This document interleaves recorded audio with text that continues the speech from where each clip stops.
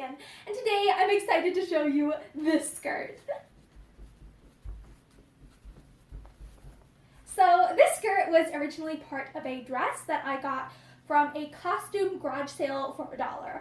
And the fabric was very pretty, but the dress itself was way too long on me.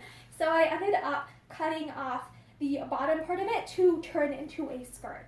And I used an elastic waistband for this. I ended up sewing essentially the lining and the outer fabric to each other inside out, kind of flipped it right side out, and then stitched over this part, and then stitched over the top area right here to kind of keep it more flat. And then I stitched another line, I think this is about 2 inches down. It was basically just I don't know if I'd call it like the width or the height of the elastic.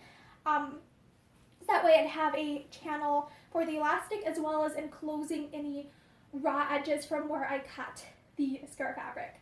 So yeah, also one of the things I like about having the elastic for the waistband here is it allowed me to kind of play with where the fabric is gathered, because for this center front panel area I kind of want it to be kind of flat, because I think that works the best visually, aesthetically with the decorations here. And I have a lot of gathering essentially at the back, and that's something that could be played around with because it is elastic. And one challenge that I faced while working on this project is I did not want to risk sewing directly over this decoration. I guess these are faux gemstones, so I definitely had to make sure to stop the stitching well in advance of there and then go over that part by hand.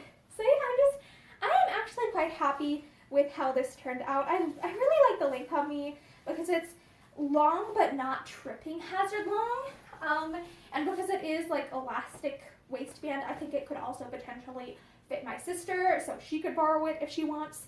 So yeah, I'm just really happy with how this project turned out, and I hope it inspires you to work on things that you want to try.